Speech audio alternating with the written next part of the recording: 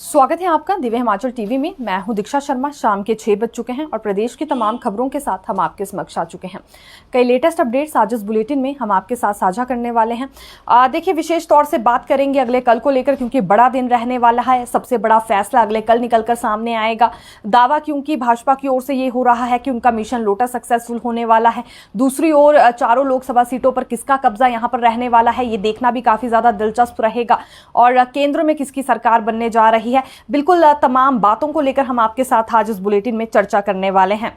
हालांकि जो परिणाम अगले कल घोषित होने वाले हैं, पहला रुझान कब तक आएगा, इस बारे में भी बारीकी से आपको जानकारी देंगे।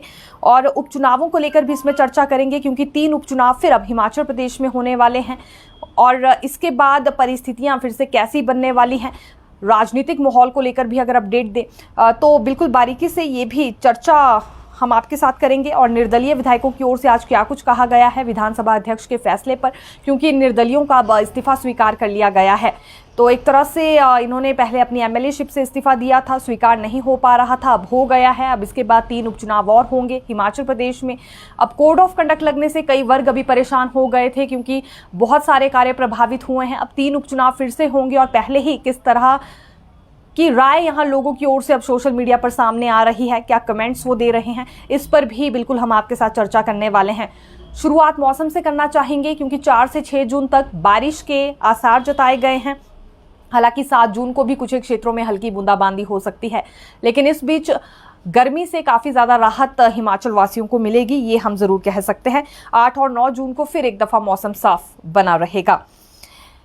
एचएएस परीक्षा की तिथि पर एक विवाद हो गया है। दरअसल लोक सेवा आयोग की ओर से एचएएस की परीक्षा तिथि निर्धारित कर दी गई है 30 जून को, लेकिन छात्रों का ये कहना है कि बहुत कम समय उन्हें दिया जा रहा है, क्योंकि एक योजना अभी सरकार की ओर से शुरू की गई थी, जिसके मुताबिक हिमाचल प्रदेश विश्वविद्यालय में निःशुल्क कोचिंग दी जानी थी छात्रों को यूपीएससी की। तो अभी ये कोचिंग शुरू ही नहीं हो पाई थी, बीच में कोड ऑफ कंडक्ट लग गया था। अब 4 जून के बाद कोचिंग का सिलसिला शुरू होना था, तो 15 से 20 दिन में ये युवक तैयारी नहीं कर पाएंगे, यही इन अभ्यर्थियों की ओर से कहा जा रहा है। थोड़ा सा समय और इनके लिए बढ़ा दिया जाए, डेट को एक्सटेंड किया जाए, ये मांग इन्होंने लोक सेवा आयोग से उठाई है। हालांकि पूरी होती है या नहीं, ये भी देखना होगा। और दूसरी बड़ी समस्या इन अभ्यर्थियों के समक्ष ये भी आई कि जब अंतिम 3 दिन रह गए थे फॉर्म फिल करने के लिए, तो काफ़ी ज़्यादा वेबसाइट व्यस्त चल रही थी, जिस वजह से ये आवेदन भी नहीं कर पाए हैं। तो आवेदन के लिए भी इन्हें समय चाहिए, और जो 30 जून है ये डेट भी एक्सटेंड होनी चाहिए, क्योंकि जो निःशुल्क कोचिंग एचपीयू की ओर से इन्हें प्रदान की जाएगी, उसका फ़ायदा तो ये उठा ही नहीं पाएंगे। इतने कम समय में अब तैयारी करना इनके लिए बहुत मुश्किल है। सरकार की ओर से जब ये नई योजना शुरू की गई थी निःशुल्क कोचिंग यूपीएससी की देने पर, तो उसी वजह से काफ़ी ज़्यादा रुचि भी ये परीक्षा देने में छात्रों की बढ़ी है। लेकिन फ़ायदा क्या होगा जब परीक्षा के लिए ये कोचिंग ही नहीं ले पाएंगे। तो अब देखना होगा डेट इसमें एक्सटेंड होती है या नहीं होती है। लोक सेवा आयोग की ओर से ही यहाँ एक और शेड्यूल जारी किया गया है। विभिन्न परीक्षाओं की स्क्रीनिंग टेस्ट को लेकर ये शेड्यूल जारी हुआ है। इसमें उद्योग विभाग के लिए माइनिंग ऑफिसर क्लास 3 की परीक्षा 12 जून को होगी। कॉर्पोरेशन विभाग में असिस्टेंट मैनेजर लॉ क्लास 2 की परीक्षा 14 जून को होगी। हिमुडा विभाग के असिस्टेंट आर्किटेक्ट क्लास 1 के लिए 25 जून को परीक्षा होगी। एक ही दिन में 2 शिफ्टों में ये परीक्षाएं करवाई जानी हैं। और ये जो आयोग के सचिव हैं देवेंद्र कुमार रतन, उनकी ओर से जानकारी दी गई है। साथ ही साथ जो ई एडमिट कार्ड्स हैं वो भी अपलोड करने के लिए कहा गया है वेबसाइट से। देखिए, अब मतगणना पर आना चाहेंगे। अगला दिन काफ़ी ज़्यादा अहम हर किसी के लिए रहने वाला है। केंद्र सरकार पर भी नज़र रहेगी कि आखिरकार सेंटर में किसकी सरकार बनने वाली है। दूसरी ओर क्योंकि हिमाचल प्रदेश में 6 हलकों में उपचुनाव भी हुए हैं, और दावा भाजपाइयों की ओर से ये हो रहा है कि 6 की 6 सीटों पर वो बाजी मारने वाले हैं, और कुछ ही समय बाद उनकी सरकार हिमाचल प्रदेश में एक बार फिर से बनेगी। ये नेता प्रतिपक्ष जयराम ठाकुर के शब्द थे, और बार बार यही शब्द उन्होंने हर जनसभा में दोहराए हैं कि सिर्फ सेंटर में सरकार भाजपा की नहीं होगी, बल्कि हिमाचल प्रदेश में भी भाजपा की सरकार बनने जा रही है। तो अगला कल इसीलिए काफ़ी ज़्यादा दिलचस्प रहने वाला है। लेकिन उससे पहले ये चर्चा आपके साथ कर लेते हैं कि मतगणना को लेकर देखिए किस तरह की तैयारियां की गई है। ये डीसी अनुपम कश्यप की ओर से ही जानकारी दी गई है कि हर जगह सेंटर तैयार हो गए हैं। हालांकि हर विधानसभा क्षेत्र में काउंटिंग सेंटर्स तैयार किए गए हैं, हर जिले में काउंटिंग सेंटर्स तैयार किए गए हैं, और हर जगह 8 से 15 के करीब टेबल लगाए गए हैं काउंटिंग सेंटर में। मिनिमम 8 रख लीजिए और मैक्सिमम टेबल काउंटिंग के लिए 15 लगाए गए हैं। मान लीजिए अगर किसी विधानसभा क्षेत्र में 200 पोलिंग बूथ बनाए गए थे तो उसी हिसाब से वहाँ से ईवीएम्स भी आएंगी और 10 राउंड टेबल फिर एक काउंटिंग सेंटर में लगने वाले हैं। एक साथ 20 ईवीएम्स की काउंटिंग उसमें हो जाएगी। 200 पोलिंग बूथ से अगर मतगणना पेटियां आती हैं तो उसके लिए 10 या 10 से ज़्यादा काउंटिंग टेबल भी यानी कि हो सकते हैं और एक साथ 20 ईवीएम्स की काउंटिंग फिर इजीली 10 टेबल पर हो सकती है। इसी लिहाज से स्टाफ को तैनात किया गया है काउंटिंग के लिए। एक ये छोटा सा उदाहरण हमने आपको दिया है ताकि आप समझ सके कि मतगणना कितनी जल्दी होने वाली है और कैसे कर्मचारियों को तैनात किया गया है, कितने टेबल्स लगाए गए हैं। ये वोटिंग परसेंटेज देखी गई है हर विधानसभा क्षेत्र की, उसी हिसाब से काउंटिंग सेंटर भी तैयार हुए हैं। 68 विधानसभा क्षेत्र हैं और यहाँ 30 लोकेशंस तैयार की गई हैं काउंटिंग के लिए। पिछले कल एक आंकड़ा हमारे समक्ष आया था जिसमें यह बताया जा रहा था कि 68 विधानसभा क्षेत्र में 68 ही काउंटिंग सेंटर्स हैं, लेकिन अब यह माना जा रहा है कि सिर्फ 30 काउंटिंग लोकेशंस यहां पर तैयार हुई हैं और इसमें भी अलग अलग व्यवस्था रहने वाली है। जैसे पोस्टल बैलेट और सर्विस वोटर्स की बात करें तो शुरुआत क्योंकि इन्हीं की काउंटिंग से होने वाली है, सबसे पहले इन्हीं वोटर्स की काउंटिंग की जाएगी, इन्हीं की वोट्स की काउंटिंग होगी, तो उसके लिए भी लोकेशंस अलग से तैयार हुई हैं। देखिए 9 बजे से रुझान आना शुरू हो जाएंगे क्योंकि ठीक 8 बजे से मतगणना शुरू होने वाली है। इसके लिए आज भी रिहर्सल कर्मचारियों की करवाई गई है ताकि जल्दी से जल्दी वो रुझान दे सके। और जो पोस्टल बैलेट की काउंटिंग होगी इसका जिम्मा खुद जो जिला निर्वाचन अधिकारी हैं उन्होंने ले लिया है। पोस्टल और सर्विस वोटर्स की गिनती के लिए कहां कहां लोकेशंस तैयार हुई हैं, ये वोट्स कहां और कब कैसे काउंट की जाएंगी, ये भी आपको जानकारी दे देते हैं। सबसे पहले कांगड़ा लोकसभा सीट की बात करना चाहेंगे क्योंकि इसके अंतर्गत 17 विधानसभा क्षेत्र आते हैं। तो पोस्टल और सर्विस वोटर की गिनती पीजी कॉलेज धर्मशाला की लाइब्रेरी बिल्डिंग में होने वाली है। ये एक लोकेशन तय की गई है वहां पर पोस्टल बैलेट और सर्विस वोटिंग की काउंटिंग करने के लिए। मंडी सीट की सभी 17 विधानसभा क्षेत्र के पोस्टल और सर्विस वोट की गणना इंडोर ऑडिटोरियम हॉल संस्कृत सदन मंडी में होने वाली है। इसी तरह से हमीरपुर संसदीय सीट की जानकारी दे तो यहाँ पोस्टल वोट्स और सर्विस वोट्स की counting government senior secondary school Hamirpur में होगी। शिमला लोकसभा सीट पर जो 17 विधानसभा क्षेत्र हैं, जितने भी पोस्टल वोट्स और सर्विस वोट्स पड़ी हैं, इसकी counting government girls senior secondary school Portmore के ऑडिटोरियम हॉल में की जाएगी। शुरुआत क्योंकि पोस्टल बैलेट और सर्विस वोट से ही होने वाली है काउंटिंग की, तो इसके लिए लोकेशंस हमने आपको बता दी है कहां कहां तैयार हुई है। चारों लोकसभा सीटों पर 4 अलग अलग लोकेशंस इसके लिए तैयार हो चुकी हैं। अब देखिए कुल मिलाकर कितने ऐसे मतदाता थे जिन्होंने पोस्टल बैलेट के माध्यम से यहाँ पर वोट की हो। 41,924 मतदाता हैं जिन्होंने प्रपत्र 12D के माध्यम से वोट दिया है। इसमें 85 वर्ष से अधिक उम्र जिन लोगों की है उनकी संख्या 29,880 है। दिव्यांग मतदाता इसमें 10,634 के करीब बताए जा रहे हैं। और इसी तरह वोटिंग वाले दिन आवश्यक सेवाओं पर तैनात जो कर्मचारी थे इनकी संख्या 1,411 है। अपने गृह विधानसभा क्षेत्र में स्थापित पोस्टल वोटिंग सेंटर पर इनकी ओर से ये मतदान किया गया था। ये जानकारी हम पोस्टल बैलेट और जो सर्विस वोटर्स हैं उनसे जुड़ी आपके लिए लेकर आए थे। अब अगली बात करना चाहेंगे कि रुझान किस समय पर आने वाले हैं। 68 विधानसभा क्षेत्रों में क्योंकि तकरीबन ये 30 लोकेशन सामने आई हैं जहां पर काउंटिंग सेंटर्स तैयार हुए हैं। हालांकि सबसे पहले जहां से रुझान सामने आएगा वो लाहौल स्पीति माना जा रहा है। 10:30 बजे के करीब यहां पर परिणाम घोषित कर दिया जा सकता है, ये संभावना बिल्कुल बनी हुई है। इसके अलावा 5 हलकों में भी क्योंकि उपचुनाव हुए हैं 11:30 से 12 बजे के बीच यहाँ से भी चुनावी नतीजे सामने आने वाले हैं। यूँ तो अगर पहले रुझान की बात करें तो 9 बजे के करीब ही आने लग जाएंगे, लेकिन पूरी तरह से चुनावी नतीजों को लेकर अगर जानकारी दे तो लाहौल स्पीति में ये 10:30 तक माना जा रहा है क्योंकि वहां पर संख्या काफ़ी ज़्यादा कम है वोटर्स की, उस वजह से जल्दी काउंटिंग हो जाएगी।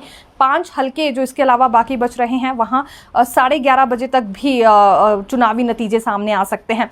चारों संसदीय सीटों को लेकर अगर जानकारी दे तो 2 बजे तक चुनावी नतीजे घोषित कर दिए जाएंगे। अधिकतर इसमें देखिए मैक्सिमम 3 बज सकते हैं। हालांकि 2 बजे तक ये दावा किया जा रहा है कि काउंटिंग पूरी हो जाएगी। और शिमला का रिजल्ट तो 1 बजे तक भी घोषित हो सकता है अगर शिमला संसदीय सीट को लेकर हम बात करें, क्योंकि 4000 के करीब कर्मचारी हैं जिन्हें ड्यूटी पर तैनात किया गया है। और आज ही पूर्व अभ्यास भी इनकी ओर से कर लिया गया है, पूर्व अभ्यास इनसे करवाया गया है ताकि कल किसी भी तरह की लापरवाही ना हो और इन्हें अपना काम पता हो कि किस तरह से करना है। 3 लेयर सुरक्षा दी गई है जहां पर भी ईवीएम्स रखी गई हैं काउंटिंग के लिए, देखिए स्ट्रांग रूम के बाहर 3 लेयर सुरक्षा तैनात की गई है। पहली लेयर में सेंटर आर्म पुलिस फोर्स को तैनात किया गया है। दूसरी लेयर में हथियार बंद हिमाचल की बटालियन को तैनात किया गया है। तीसरी लेयर में जिला का सुरक्षा पहरा है। प्रत्येक स्ट्रांग रूम में सीसीटीवी की निगरानी रखी गई है ताकि किसी भी तरह की कोई कोताही ना बरती जाए, और मतगणना के दौरान ड्रोन का भी यहां पर इस्तेमाल किया जाएगा। जब मतगणना पूरी हो जाएगी तो ईवीएम्स को शिफ्ट कर दिया जाएगा स्ट्रांग रूम से वेयर हाउस में। देखिए अधिकतर बार ऐसा देखने में आता है कि ईवीएम पर काफ़ी आरोप लगाए जाते हैं कि ईवीएम के साथ कोई ना कोई छेड़छाड़ की गई है, और जो भी पार्टी हार जाती है अपनी हार का ठीकरा कहीं ना कहीं ईवीएम पर ही फोड़ती हुई नजर आती है। इसी वजह से वेयर हाउस में इन्हें शिफ्ट किया जाएगा। 3 महीनों तक वहीं सुरक्षित रखा जाएगा। आने वाले समय में कोई ऐसा केस बनता है तो फिर रिकॉर्ड के तौर पर ईवीएम को पेश किया जा सके, इसीलिए फिर एक दफ़ा स्ट्रांग रूम से शिफ्ट करके ईवीएम्स को वेयर हाउस में रखे जाने की व्यवस्था हो चुकी है। इसके लिए वेयर हाउस अभी तैयार कर लिए गए हैं और रख रखाव के लिए पूरी व्यवस्था उसमें कर दी गई है ईवीएम को लेकर।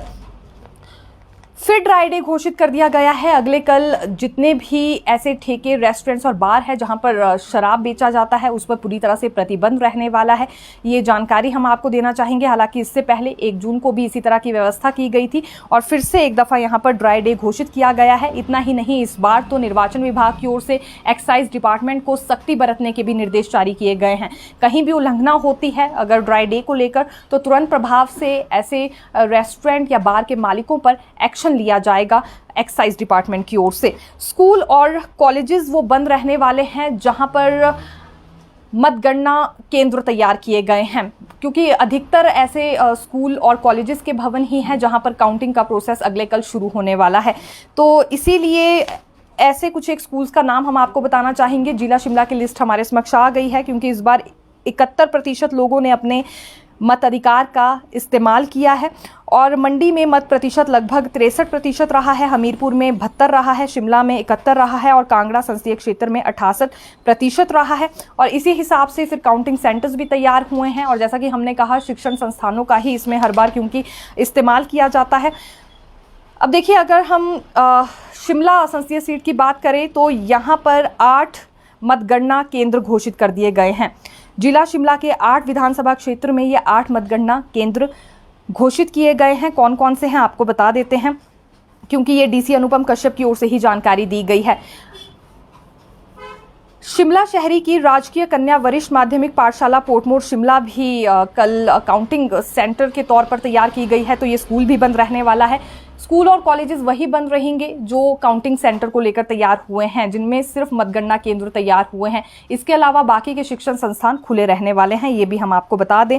तो एक ये पोर्टमोर विद्यालय है, यहाँ पर भी क्योंकि मतगणना केंद्र तैयार हुआ है। इसके अलावा कसुमटी स्कूल है छोटा शिमला में, हालांकि ये छोटा शिमला और कसुमटी की दोनों की बाउंड्री में पड़ता है, ये भी मतगणना केंद्र के तौर पर तैयार किया गया है। शिमला ग्रामीण की राजकीय डिग्री कॉलेज संजौली भी मतगणना केंद्र के तौर पर तैयार हुआ है।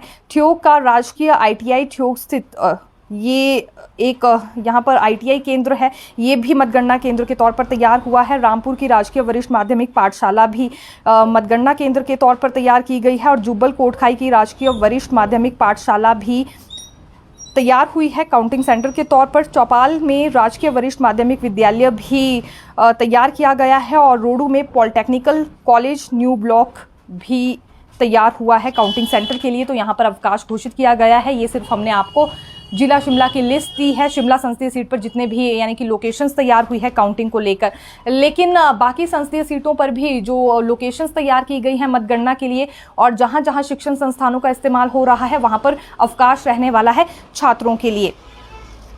सबसे बड़ा फैसला क्योंकि देखिए कल आने वाला है, 30 लोकेशंस जैसा कि बार बार हम कह रहे हैं इसके लिए तैयार कर दी गई है, लेकिन इसमें सबसे ज़्यादा दिलचस्प बात यह है कि देखिए 30 लोकेशन पर जहां जहां मतगणना हो रही है उसमें 14 स्थान ऐसे हैं जिसमें 14 टेबल लगाए गए हैं। सबसे ज़्यादा वोटिंग परसेंटेज जहां पर रही है वहां 14 के करीबी टेबल लगाए गए हैं। मैक्सिमम क्योंकि 15 तक टेबल लगाए जा सकते हैं और मिनिमम इनकी संख्या 8 रहती है।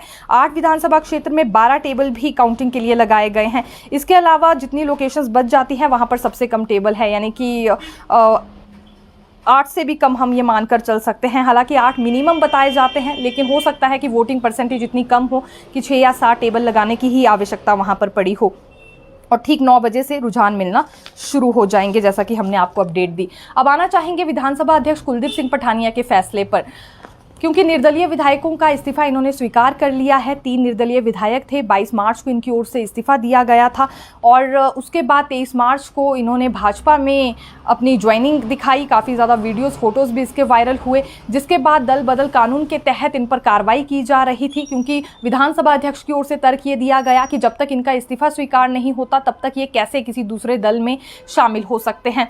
तो इसीलिए काफ़ी ज़्यादा देरी यहाँ पर बरती गई, क्योंकि पहले इनकी ओर से धरना भी किया गया। निर्दलीय विधायकों ने विधानसभा के बाहर ही धरना दे दिया था कि इनका इस्तीफा जल्द से जल्द स्वीकार होना चाहिए। ये चाह रहे थे अभी 6 हलकों के साथ ही इनके हलकों में भी उपचुनाव हो जाए, लेकिन ऐसा हुआ नहीं। उसके बाद फिर इन्होंने कोर्ट का दरवाजा भी खटखटाया और कोर्ट में भी काफ़ी ज़्यादा समय लग गया। अभी फिलहाल हिमाचल प्रदेश में 6 उपचुनाव हो चुके हैं, वोटिंग भी हो गई है 1 जून को, और अब ये 3 निर्दलीय विधायक देखा जा सकता है ठीक 2 से 3 दिन बाद अब इनके इस्तीफे यहाँ पर स्वीकार किए गए हैं। तो अब ये बात तो तय हो गई है कि उपचुनाव फिर से होंगे हिमाचल प्रदेश के 3 विधानसभा क्षेत्रों में, लेकिन अब कब तक होते हैं फिलहाल इस पर कुछ नहीं कहा जा सकता। लेकिन एक बार फिर से वैसी सिचुएशन बनने वाली है जब कोड ऑफ कंडक्ट लगेगा और 6 महीने के भीतर भी यहाँ पर ये उपचुनाव को लेकर घोषणा हो सकती है।